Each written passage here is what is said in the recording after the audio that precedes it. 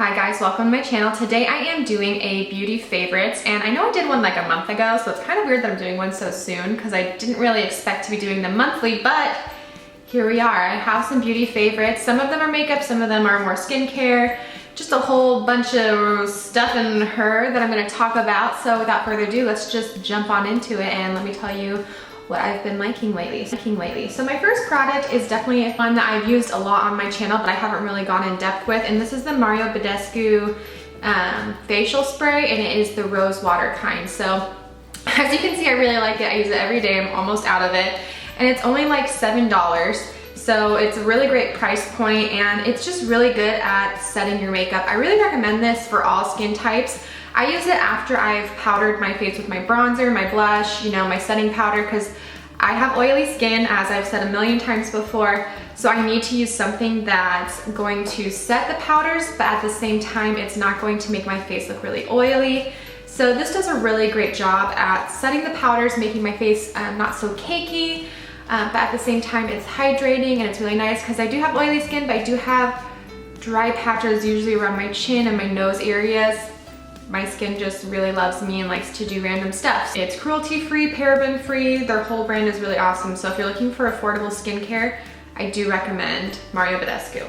For the next skincare item, I'm going to talk about something that I don't even think I ever heard of before until my husband ordered it off Amazon.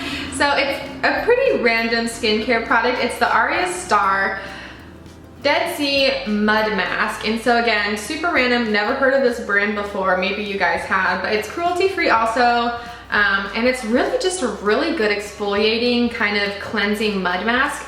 Whenever my skin is like just, you know, breaking out, getting oily, all that stuff, I love to use this. I use this about 1 to 2 times a week, just depending on how my skin's doing. Just like a thick mud mask that you put on your face, leave it on for 20 minutes. I usually end up leaving it on for like half an hour, let's be real, but it just does a really great job of calming my skin, and I feel like it takes out all the nasty gunk out of my face. So yeah, it's kind of random. He just looked at it on Amazon and saw that I had really good reviews, and he went for it, and we both really enjoy it. Him and I both use it at least once or twice a week. So it says mineral rich and natural. So those are words that people like. Potato, corn, you know, jojoba. It like has all the things, shea butter. It like, you can actually tell what the ingredients are in the back. Like, it's not just a random list of chemicals that you can't pronounce. You can actually pronounce the things that are on this jar, which I think is pretty cool. So yeah, if you're looking for something that's all natural and that just does a really good job of just calming and cleansing your skin, I really think this would be a good investment. I'm gonna keep on with the skincare train.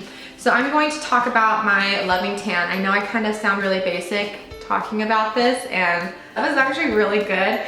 And I tried it because I needed to look tan for my maternity photo shoot because I was like translucent. Long story short, I didn't end up using it because I didn't get here in time. That's a whole nother story for a whole nother day. But anyway, so I got this for my maternity photo shoot so I wouldn't look so pale. Didn't end up using it, but I used it a week later and my skin got so dark. I'll post the before and after picture on here too. The 2 Hour Express Deluxe Bronzing Mousse. And so what you do is you use the mitt right here. You use the mitt and you just rub it in circular motions all over your body, anywhere you want to look tan. And you just let it sit for 2 hours, and it dries pretty fast. Like, I just put on clothes that I didn't mind getting a little bit of tanning stuff on. It dries pretty fast, and after 2 hours, you can either wash it off or you can just leave it on as an instant bronzer type thing. And after you wash it off, it's a very dark instant bronzer, so right away you're like, holy crap, I'm like a whole 2 or 3 shades darker. And this is in the shade dark, by the way. This is in the shade dark. But anyways, and after you wash it off, it leaves kind of just a really nice sun-kissed tan on your skin. It doesn't leave an unnatural looking tan. Like, the next day I wore this to work and I just looked like I had gone out and I'd gone to the beach, but I hadn't like fake tan. I didn't look orange. It was just really nice. I was like, well, I'm not gonna lie, this is a pricier product. So if you're on a budget, I have another solution for you that I also enjoy using.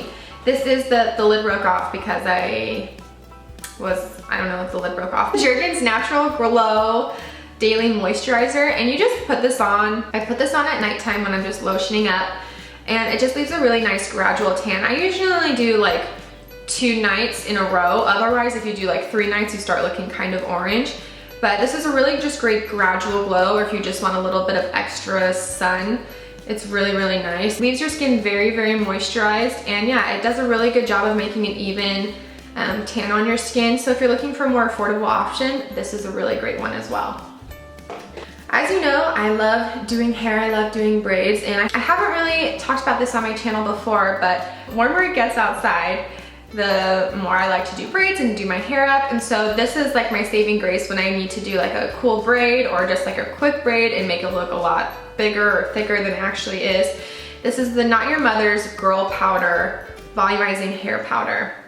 And so it's basically like a dry shampoo. It's very interesting because it kind of is purple in color, but it goes everywhere. Like this stuff is very powdery. So it's very finely milled, which is really good because if you have dark hair like me, that powders tend to leave a white residue in your hair, which nobody wants that. So this does a really good job of blending and melting into your hair while still leaving a really good amount of grit. So you can do the whole kind of thick pancake braid type effect. And it's really cheap. I think it's like $5 at Ulta. That's where I get it. I think you can get it at Walmart and all those other kinds of drugstore places. Just really effective in being a hair powder, because I feel like there are a lot of really good hair powders on the market, but they're so expensive. They're like $10, $15, $20. For the same amount, this is like $5 and it does such a good job. I don't think I'd bother trying any other hair powder. So if you want something that just keeps your hair very voluminous and gritty, this is a really good powder to try out. Okay, next I'm going to talk about nail polish, which is very random for me because I'm not really a nail polish type of girl, just because all the nail polishes I've ever tried that I do at home just chip like literally the next day, and I get so frustrated that I put in all of that work and it just goes away. I have found something though that lasts me a good solid week, which for me, that's like a Christmas miracle that a nail polish would last a week on my nails, because this is the Essie Gel Nail Polish. And so I have both the things that you need for the gel nail polish. I used to think the 2-in-1 stuff was a really like stupid gimmick, but this stuff actually works, so I'm kind of convinced. Yeah, this is in the color 30, Sue Me, and it's a really pretty peachy nude pink color, which I just think is really pretty for spring, summer. I think you can wear it all year round really, but for spring, summer, it's just a really nice color that's gonna go with all your outfits.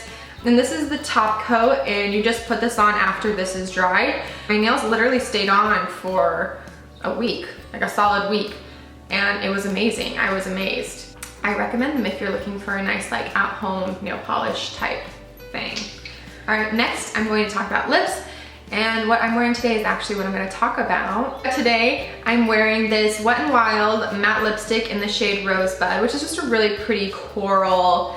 By its own, it's very, you know, matte. It's not completely hydrating, and in the summertime I feel like my lips just want to look shiny. They just want to be shiny. So I added the NYX Butter Gloss in the shade Tiramisu, and this is literally my favorite shade. This is the one I always repurchase. If you haven't tried the NYX Butter Glosses, what are you doing? Go buy them. They're so cheap, and they are pigmented on their own, or you can layer them with any lip color. This is my favorite color because it's kind of like a mauve-y lip color base, and I just like it because it just makes any lip color look so good if you're a nude person, which I totally am a nude lip person. So if you are that person, Tiramisu I think would definitely be the shade that you would want to go for. As you know, I love the Wet n Wild matte lipsticks. They're like $2 each, so you're not going to break the bank. You can go try all the colors, I feel like, and not really feel that bad about it. They last for a really long time on your lips. And also they're just so pigmented and comfortable, and they have such flattering colors. I think Rosebud's really perfect for spring, summer because it's so bright, and it just goes with almost, I feel like it goes with almost any eye look that you're doing. I'm doing like a brown, bronzy faux cat eye type thing going on. I've been wearing this a lot lately. And then the last product I'm gonna talk about is one that I have a love-hate relationship with, and I'll tell you why. This is the RCMA No Color Powder, and if you have been around the YouTube for a bit, you know that beauty bloggers love this stuff. They say how amazing it is, how perfect it is for not leaving any color on your face, for just doing the job. And I agree with all of those things. I think it is such a finely milled powder that it melts into your face. It doesn't make you look extra cakey. It doesn't add any color. If you want to bake, it does leave a little bit of a white cast, so I would be weary of that. But the thing I hate so much about it is the top of this. I hate it. It's basically like a salt shaker top. So I have to unscrew the cap and I have to dump it in here like this, which it's like, that's so inconvenient because then it gets so messy and it's just like, I don't know why they decided to do it with this packaging. I think it's so bad. And I think it actually would be good for all skin types. I have, again, oily skin. How many times am I gonna say that? But for my oily skin, it does a really good job of just soaking up all the oils, and it lasts a really good amount of time on my face. If you have dry skin, I would just selectively powder on your face where you need it. You're looking for one that's mid-range price and it does a really good job of just soaking up the oils and making your face feel very velvety soft and just setting all of your makeup, literally just setting your face. This does a really, really good job.